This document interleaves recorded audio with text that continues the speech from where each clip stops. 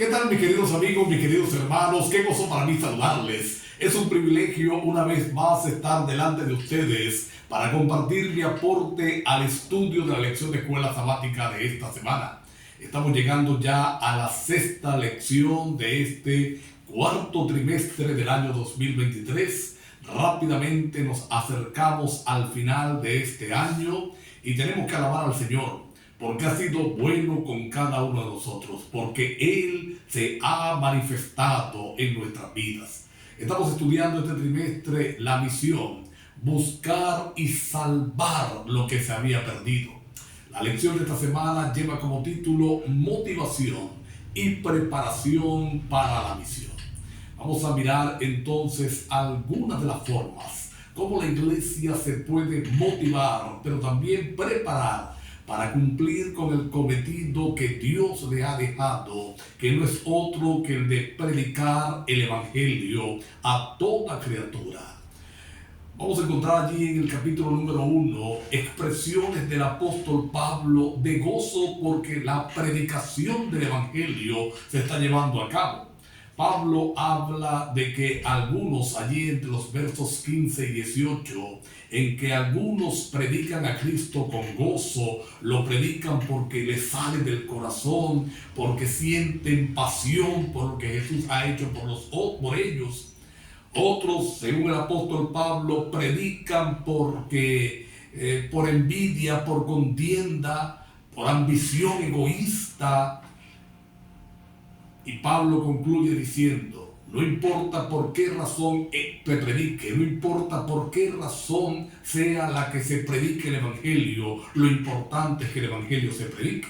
Ahora, ¿qué es predicar por ambición, por egoísmo, por envidia, por contienda? Es cuando predicamos para resaltar nosotros. Es cuando predicamos para mostrarnos que conocemos de la palabra de Dios, cuando predicamos para hacer alarde de nuestro conocimiento. Esa es una predicación incorrecta. Así que lo mejor sería que todos nos motiváramos a predicar por las razones correctas, que todos fuéramos motivados a predicar por lo que Cristo ha hecho, por lo que Cristo ha realizado en nuestra experiencia y la podamos compartir con otros. La primera sección de esta semana lleva como título Compartir la buena noticia. El marco de la lección es el domingo de resurrección. Ustedes recuerdan la historia. Dice la palabra de Dios que algunas mujeres fueron muy de mañana, muy de madrugada a la tumba con las especias aromáticas que habían preparado. El viernes en la crucifixión ellas vieron dónde enterraron a Jesús, pero venía ya el sábado, fueron a preparar las especias aromáticas, pero no hubo tiempo de preparar el cadáver, así que regresaron el domingo para hacer este trabajo. Y van a descubrir la tumba vacía, abierta en primer lugar y vacía, y se sorprenden, dice la palabra de Dios. Entran allí al sepulcro, no ven al maestro, y de pronto dice la Biblia que le aparecen dos ángeles que van a compartir con ellas la verdad extraordinaria de que Jesús ha resucitado, de que lo que Él les dijo cuando estaba con ellos en vida se ha cumplido, ha resucitado el maestro. Y dice la palabra de Dios que ellas no podían contener la emoción. Corrieron a compartir con los discípulos lo que había ocurrido, lo que habían vivido. Corrieron a compartir con los discípulos que Jesús había resucitado. La gran noticia, la emoción, no la podían callar. Aquí vamos a encontrar una lección interesante del testimonio, de la predicación, la importancia del testimonio. ¿Sabes? No hay nada más especial, no hay nada más importante que transmitirle a otros, que decirle a otros lo que Jesús ha hecho en nosotros, lo que ha causado emoción a nuestras vidas, lo que ha causado el cambio en nuestra experiencia. No lo podemos callar. Por lo menos pienso ahora en dos ejemplos bíblicos que me encantan. El primero, el de los endemoniados gadarenos. Ustedes recuerdan que ellos quisieron irse con Jesús cuando él se iba a retirar, después que la multitud le ordenó salir de la región. Y Cristo le dice, no van conmigo no van a hacer nada, conmigo no van a lograr nada, vayan a los suyos y cuenten las grandes cosas que Jesús ha hecho por ustedes. Y dice la palabra de Dios que cuando Jesús volvió a esa región, la gente estaba listo para escucharle. Mi hermano, mi hermana, lo que Cristo ha hecho en tu vida es el centro de tu predicación, es el centro de mi predicación, lo que Él ha realizado en mí. ¿Sabes? La gente puede criticarnos todo, la gente puede llevarnos la contraria en la doctrina, nos puede discutir nuestra predicación, pero algo que la gente no puede discutir es lo que Jesús ha hecho en mí. Yo era y ahora soy. Yo era y ahora soy. Yo vivía y ahora vivo así. Eso no lo puede rebatir absolutamente nadie. Otro ejemplo bíblico que encuentro es el del ciego de San Juan, capítulo número 9. Ustedes recuerdan cuando Jesús hace el milagro y él se encuentra allí con los escribas, los fariseos, los sacerdotes que empiezan a hostigarle y le hacen o le piden que reconozca que es un pecador. Él dice, yo no sé si es un pecador, eso yo no lo entiendo, si es pecador o no. Lo cierto es que yo era un ciego y ahora veo.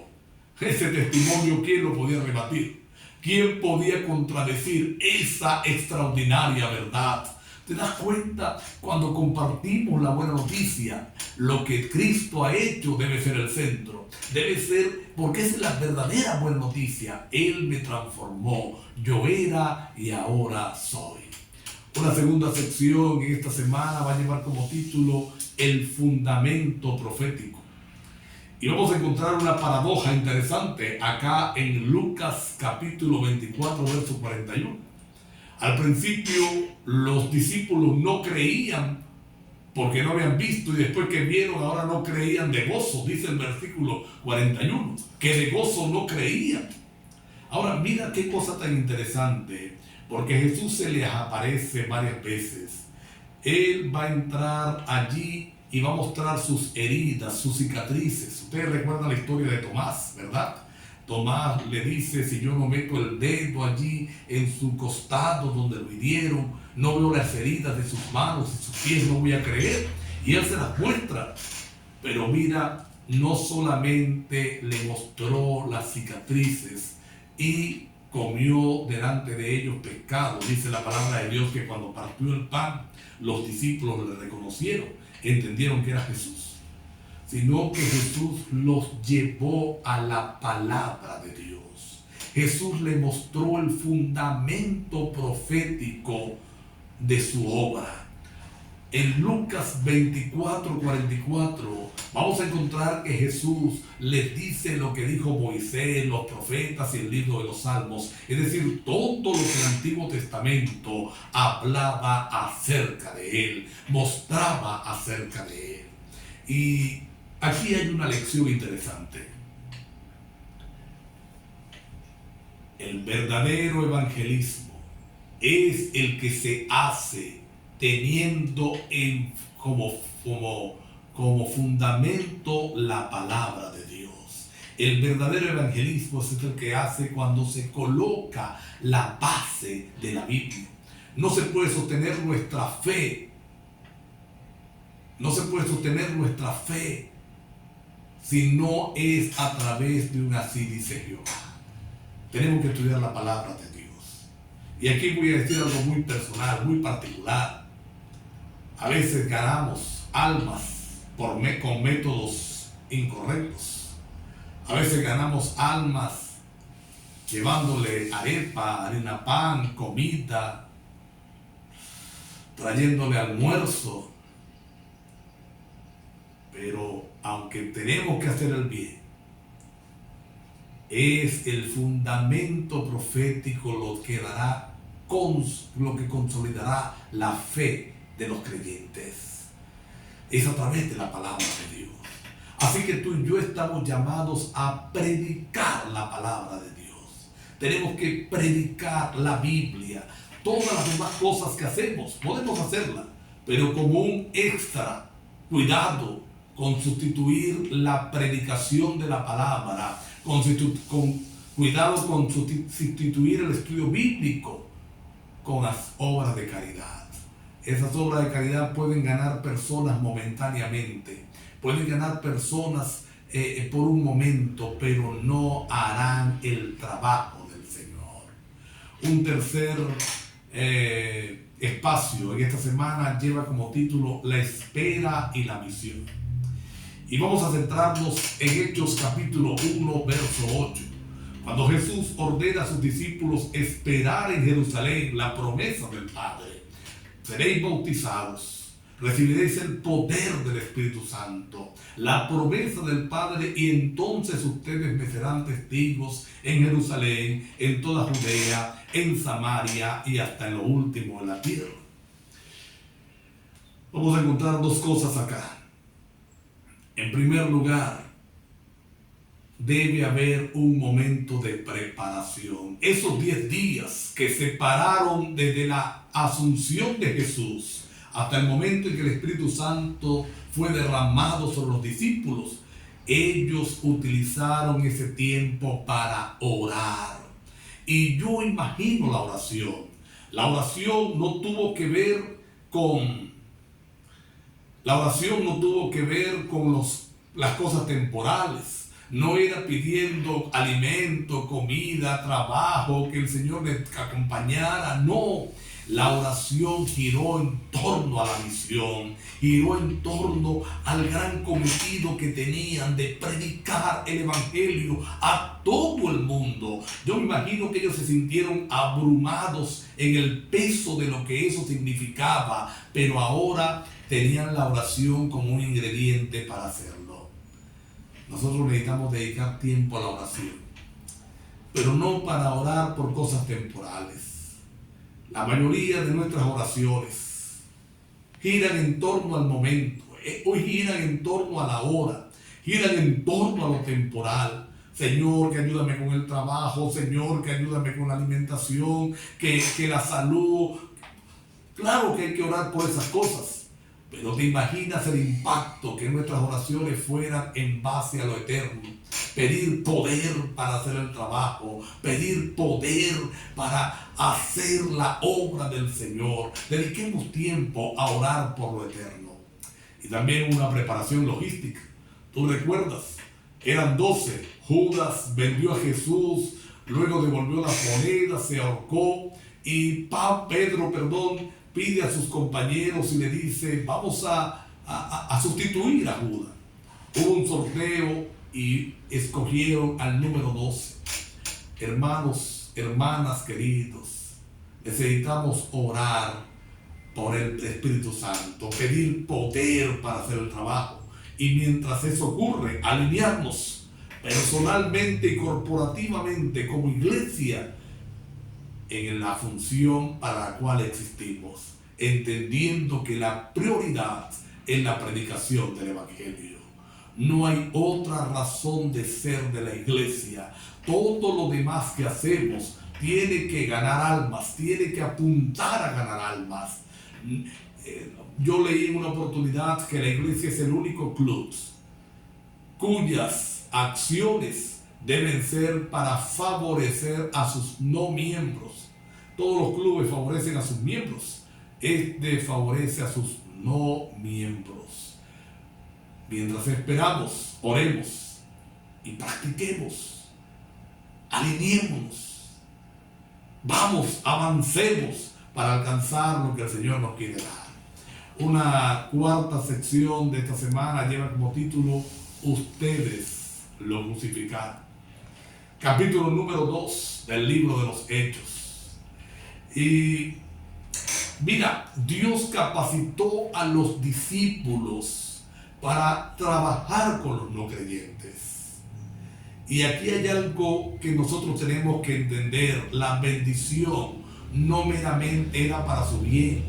Cuando Dios te bendice, no es meramente para tu bien, no es solamente para mí. Cuando Dios nos bendice, cuando Dios nos otorga un don, cuando Dios nos otorga un talento, es para que lo coloquemos al servicio del Señor. Es para que lo coloquemos al servicio de su iglesia. Es para predicar, para testificar, para mostrar lo que Cristo ha hecho en nosotros. Los dones, los talentos deben ser usados en beneficio de la misión. Si tú tienes el don del canto, canta para ganar almas. Tienes el don de cocinar, cocina para ganar almas. Tienes el don de la amistad, haz amistad para ganar almas. Si estamos usando el don en forma diferente, definitivamente no estamos haciendo lo correcto. No estamos haciendo lo que Dios ha deseado que hagamos. Vamos a pedirle al Señor que nos ayude a entender que Él nos llama para servir a los no creyentes, para servir a aquellos que no le han conocido. El apóstol Pedro, recién lleno del Espíritu Santo, ellos entienden que ha sido el Espíritu Santo el que los ha llenado y salieron a predicar con fervor. Salieron a predicar con pasión. Lástima que no tenemos todo el sermón del apóstol Pedro allí. Pero mira, conducidos por el Espíritu Santo, la gente dijo: ¿qué haremos? Varones hermanos, ¿qué haremos? Ahora mira la predicación. El apóstol Pedro dio en la llaga. El apóstol Pedro tocó la llaga. Ustedes le crucificaron. No estamos llamados a juzgar. Estamos llamados a dar testimonio. Pero predicamos alzando la verdad. Y esa verdad hará que los corazones se conviertan. Hará que los corazones reaccionen para el beneficio de la salvación. Vamos a predicar con pasión. Vamos a mostrarle al mundo que hay solución a los problemas. No disfracemos la verdad, no la tenemos que ocultar, pero vamos a decirla con tal amor que la gente entienda que hay un futuro para él. Una última porción, la última sección de esta semana va a llevar como título Un retrato de la iglesia primitiva. Y saben, de toda la lección de esta semana, esta lección me encantó, esta sección me encantó, esta sección me fascinó. Hechos 2 va a terminar con una hermosa imagen de cómo era la iglesia primitiva. Había unidad, todos compartían entre sí las cosas que tenían. Y cada día en las casas y en el templo era predicada la verdad. Mira, en otras palabras, la función de la iglesia primitiva, la iglesia primitiva entendió que su función primordial, aparte de predicar, era la de discipular. Ellos entendían que no era solamente bautizarlos, ellos entendían que no era solamente sumergirlos en las aguas, sino que ahora después había un trabajo que hacer con ellos, había un trabajo que realizar con ellos. 3 formas ellos discipulaban. Seguían compartiendo la doctrina y la comunión, es decir, la palabra y la camaradería. Hacían conversos y esos conversos le seguían enseñando la verdad. Nosotros a veces cometemos el error de que pensamos que una persona, porque se bautizó, ya no hay más nada que hacer, ya está completamente salva. No, ahí es cuando empieza la tarea, ahí es cuando empieza entonces la tarea del discipulado. enseñándoles todas las cosas que yo les he enseñado, dice Jesús. Y ellos lo hacían, pero no solamente la enseñaban, sino que había una vinculación personal allí en las casas, en los grupos pequeños, para enseñar a aplicar lo que habían aprendido. Y mira, nosotros necesitamos hacerlo con los nuevos conversos.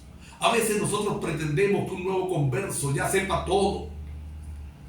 ¿Por qué no invitamos al nuevo converso a nuestras casas para que coman con nosotros y les enseñamos a orar por la comida?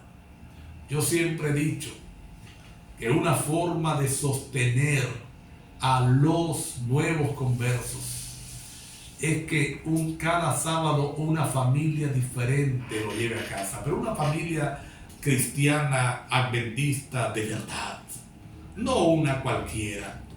Y entonces esa familia lo lleva a la casa a almorzar y le enseña por la práctica que se agradece por los alimentos, porque eso no le enseña ningún estudio bíblico. Luego se le enseña en la práctica. ¿Qué hacemos el sábado en la tarde? Salimos a testificar y volvemos al culto de la sociedad de jóvenes. Él está aprendiendo por la práctica. Sabes, es una predicación pobre cuando dices lo que tienes que hacer, pero no enseñas cómo lo debes hacer. Vamos a pedirle a Dios que nos ayude en la iglesia a volver a la iglesia primitiva, a volver a ser lo que era la iglesia primitiva. Una iglesia que entendía la necesidad de la unidad y del discipulado. Hoy tenemos una responsabilidad: enseñar a nuestros conversos, enseñarles para crecer en la fe.